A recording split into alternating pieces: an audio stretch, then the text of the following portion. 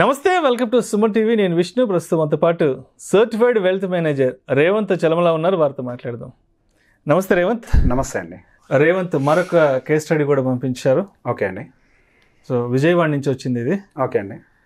మాది విజయవాడ పక్కన ఒక చిన్న మండల కేంద్రము. నేను ఒక చిరు వ్యాపారిని. ఓకే అండి. నా వయసు 30 సంవత్సరాలు. నెలకి 30,000 వరకు సంపాదిస్తున్నాను. ఓకే. మరి నేను ఫైనాన్షియల్ ప్లానింగ్ అనేది చేసుకోవచ్చా? నాలాంటి చిన్న చిన్న వ్యాపారస్తులు, చిన్న సంపాదన ఉండేవాళ్ళు ఆర్థిక ప్రణాళిక అనేది ఏ విధంగా చేసుకోవాలో తెలియచేయవాలంటూ కూడా విజయవాడ నుంచి ఒక సోదరుడు ఈ ప్రశ్న అడిగారు రేవంత్. ఇప్పుడు ఎంతవరకు సేవ్ చేసుకోగలుగుతారు అంటున్నారండి పర్ మంత్? నెలకు ఒక 10,000 వరకు ఇన్వెస్ట్ చేసుకుంటారంట. పాసిబుల్. Okay, right. సో బేసిక్గా ఇక్కడ ఒక విషయం చెప్తాను. సహజంగా ఇట్లా 30,000 చిన్న చిన్న సంపాదన ఉన్న వాళ్ళు మైండ్లో ఏముంటుందంటే, మేము ఆర్థికంగా జీవితంలో ఎదగలేము, మా దగ్గర ఉండేటువంటి సేవింగ్స్ కూడా చాలా తక్కువగా ఉంటాయి, ఎదగడం సాధ్యం కాదు, అది మేము ఏదో మండల కేంద్రాల్లో చిన్న చిన్న ఊళ్ళలో ఉన్నాం, మా దగ్గర రిసోర్సెస్ కూడా బాగుండవు అని చెప్పి అనుకుంటూ ఉంటారు. ఇక్కడ ఒక విషయం చెప్తాను. హైదరాబాద్ లాంటి మెట్రోపాలిటన్ సిటీలో సేవింగ్స్ ఉండవు, ఈఎంఐలు మాత్రమే ఉంటాయి. చాలా చాలా మంచి మాట చెప్పారు అసలు. సో బేసిక్గా అసలు సేవింగ్స్ కానీ ఆర్థిక స్వాతంత్రం కానీ రావాలి అని అంటే అది తొందరగా ఎవరు చేయగలుగుతారని అంటే ఊళ్ళో ఉండే వాళ్ళు ఫాస్ట్గా చేయగలుగుతారు. మీ సంపాదన ఎంత ఉంది అన్న దాంతో సంబంధం లేదు. ఇప్పుడు ₹1,00,000 జీతం సంపాదించి మీరు 1,00,000 ఖర్చు పెట్టేస్తే ఏమైనా ఉపయోగం ఉందా? ₹1,00,000 సంపాదించి పైన క్రెడిట్ కార్డు కూడా వాడాల్సిన పరిస్థితి వస్తే ఇంకా నష్టంలో ఉంటారు కదా. ఇప్పుడు మీరు 1,00,000 సంపాదించి 90 ఖర్చు పెట్టుకొని 10,000 సేవ్ చేసుకున్నా వాళ్ళు ఒకటే, ఇక్కడ 30 సంపాదించి 20 ఖర్చు పెట్టి 10,000 సేవ్ చేసేవాళ్ళు మీరు ఒకటే. సో ఇక్కడ 1,00,000 సంపాదించడమా ఎంత సంపాదించడం కాదు. లక్షలు సంపాదించే వాళ్ళందరూ లక్షాధికారులు అనుకుంటారు, కానీ వెనక్కి తిరిగి చూస్తే ఒట్టి ఈఎంఐలే ఉంటాయి. సో ఇక్కడ సంపాదనతో సంబంధం లేదు. మీరు ఒక 10,000 సేవ్ చేయాలనుకున్న ఇంటెన్షన్ ఉంది చూసారా, అది చాలు మీకు. డెఫినెట్గా మీరు ఆర్థిక స్వాతంత్రం తెచ్చుకుంటారు. సో బేసిక్గా ప్రతి నెల మీరు 30 వయసు ఏదో అన్నారు కదా, 30 ఇయర్స్ నెలకి 30,000 వరకు సంపాదన ఉంది, 10,000 సేవ్ చేసుకుంటాం. సో బిజినెస్ కాబట్టి మనం స్టెప్అప్ని ఎక్కువ పెట్టుకోలేం. సో మనం నార్మల్ స్టెప్అప్ 10% అన్న సజెస్ట్ చేస్తూ ఉంటాం రెగ్యులర్గా. కాకపోతే వ్యాపారం కాబట్టి ఒడిదుడుకులు ఉంటూ ఉంటాయి, మధ్యలో ఏదైనా బల్క్ అమౌంట్ ఏదైనా కొంచెం వస్తే యాడ్ చేసుకుంటూ ఉండండి. కానీ స్టెప్అప్ మాత్రం 5%కి మెంటల్గా ప్రిపేర్ అవ్వండి.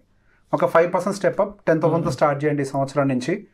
మీరు 5% తోటి కనుక స్టెప్అప్ చేసుకుంటూ వెళ్ళారు అని అంటే 55 సంవత్సరాల యావరేజ్ వయసు వచ్చేసరికి సుమారుగా మీ దగ్గర ₹4.5 కోట్ల వరకు కూడా కార్పస్ ఉంటుంది. ఓకే. సో బేసిక్ ఇంకేమన్నా సరే ఓన్లీ మనం అక్యూములేట్ చేసుకుంటూ పోతాము, ఓన్లీ మ్యూచువల్ ఫండ్స్లో డబ్బులు పెట్టాలా, మనం భూములు ఏం కొనుక్కొద్దానంటే కొనుక్కోండి. ఇప్పుడు మీ వ్యాపారం అనేది అభివృద్ధి చెందుతూనే ఉంటుంది, అందుకే నేను స్టెప్అప్ ఎక్కువ పెట్టలేదు. స్టెప్అప్ అనేది 5% పెట్టుకోండి మీరు. అండ్ మీకు అదర్గా వచ్చే ఇన్కమ్ ఎక్సెస్ ఏదున్నా కానీ దాన్ని డెఫినెట్గా వేరే వాటి కోసం యూజ్ చేసుకునే ప్రయత్నం చేయండి. అండ్ డెఫినెట్గా మీ ఇంట్లో మీతో సహకరించే వాళ్ళు, మీ కుటుంబ సభ్యులు కూడా ఉంటారు కాబట్టి అదర్ బిజినెస్ ఏదైనా స్టార్ట్ చేసే అవకాశం ఉంటే అది కూడా స్టార్ట్ చేసి రియల్ ఎస్టేట్ ఇన్వెస్ట్మెంట్స్ వాటికి డైవర్ట్ చేయండి. కానీ ఇప్పుడు నేను కేవలం ఈ ఒక్క ఉదాహరణ తీసుకుంటున్నా, మీ 10,000 మిగులుతున్నాయని. రియల్ ఎస్టేట్ ఏమైనా కొనాలి అని అంటే మీ ఆర్థిక పరిస్థితులు ఇంకొంచెం మెరుగుపడాలి. కానీ మీకు ఆర్థిక స్వాతంత్రం రావాలి అని అంటే అది రియల్ ఎస్టేట్ నుంచి రాదు, అది కేవలం క్యాష్ కాంపోనెంట్ మెయింటైన్ చేసి మ్యూచువల్ ఫండ్ నుంచి వస్తూ ఉంటుంది. సో బేసిక్గా మీరు ఇట్లా డిసిప్లిన్గా ఇన్వెస్ట్ చేసుకుంటూ వెళ్తే మీకు సుమారుగా 55 సంవత్సరాలు వచ్చేసరికి ఒక ₹4.5 కోట్లు ఉంటుంది. అప్పటికి ఒంట్లో సహజంగానే ఓపిక తగ్గుతుంది, పని కూడా కొద్ది స్లో అవుతూ ఉంటుంది. సో బై డిఫాల్ట్గా ఇప్పుడు సుమారుగా మీ ఖర్చు 30,000లో 10,000 సేవింగ్ పోతే 20,000 మీ ఖర్చు, 20,000 ఖర్చుగానే అనుకుందాం. ఊళ్ళో అంతే ఉంటుంది, అంతకు మించే ఉండదు.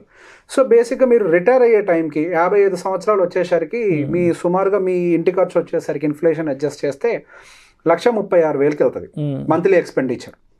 ఆ 1,36,000 గురించి అసలు మీకు కంగారు పడాల్సిన అవసరం లేదు. ఎందుకు? మీరు ఆల్రెడీ ఇక్కడ సేవ్ చేస్తూ మీరు ఆల్రెడీ మీకు తెలియకుండా ఒక ఫైనాన్షియల్ ఫ్రీడమ్ తెచ్చేసుకున్నారు.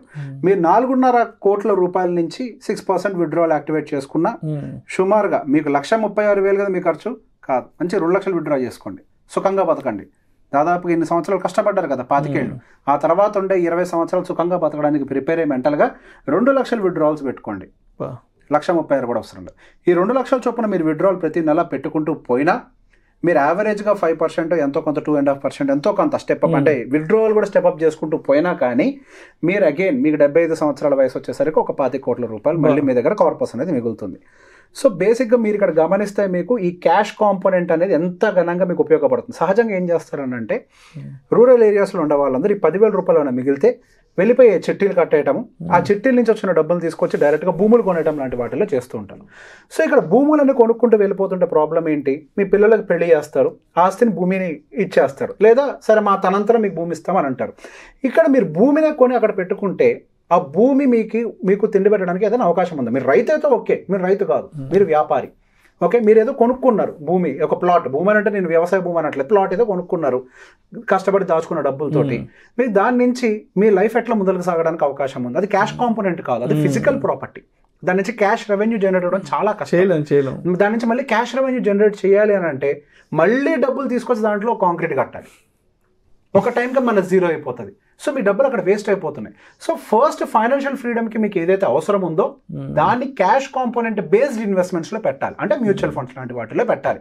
ఎక్కువ రిస్క్ తీసుకోని అవసరం లేదు. 15% రిటర్న్ ఇచ్చే వాటిల్లో పెట్టండి చాలు. మార్కెట్లో రకరకాలుగా కనిపిస్తూ ఉంటే 25-20 అని అంత అవసరం లేదు మనకి. 15%లో మనం వర్కౌట్ చేయగలిగింది అంటే మనకి రిస్క్ కూడా చాలా కంట్రోల్డ్గా ఉంటుంది. ఎక్కువ తక్కువ రిస్క్ ఉంటుంది మార్కెట్లో. లిమిటెడ్ రిస్క్ తోటి మనం మంచి రిటర్న్స్ని జనరేట్ చేయడానికి మంచి అవకాశం దొరుకుతుంది. సో ఎప్పుడైనా గుర్తుపెట్టుకోండి, ఎవరైనా కానీ initial first investment should be cash component, and from there if you really want to grow your wealth, additional income మీకు గనక క్రియేట్ అయితే దాంతో కావాలంటే రియల్ ఎస్టేట్లు XYZలు అవి కొనుక్కోండి. సో బేసిక్గా అక్కడి నుంచి మీకు లైఫ్ కూడా చాలా సాఫీగా వెళ్తుంది. మీకు ఆర్థికంగా డబ్బులు వస్తూ ఉంటాయి, ఏదైనా హెల్త్ రిలేటెడ్ కాంప్లికేషన్స్ ఉన్నా ఒక పెద్ద అమౌంట్ మీ దగ్గర కార్పస్ కూడా రెడీగా ఉంటుంది, మీరు ఎదుర్కోగలుగుతారు, పిల్లల మీద బర్డెన్ కాకుండా ఉంటారు. Thank you so much Revanth. Thank you అండి. ప్రేక్షకులకు మనవి, ఎవరికైనా ఫైనాన్షియల్ ప్లానింగ్కి సంబంధించిన డౌట్స్ ఉన్నా మీ ప్రశ్నల్ని తెలుగులో టైప్ చేసి ఈ కింద స్క్రోల్ అవుతున్న నెంబర్ ఏదైతే ఉందో ఆ నెంబర్కి కనుక క్లియర్గా టైప్ చేసి కనుక మీరు వాటిని మెసేజ్ పెట్టినట్లయితే ఫర్దర్ వీడియోస్లో ఆ ప్రశ్నలకు సంబంధించిన సమాధానాలు వీడియోల ద్వారా మేము మీకు అందిస్తాము.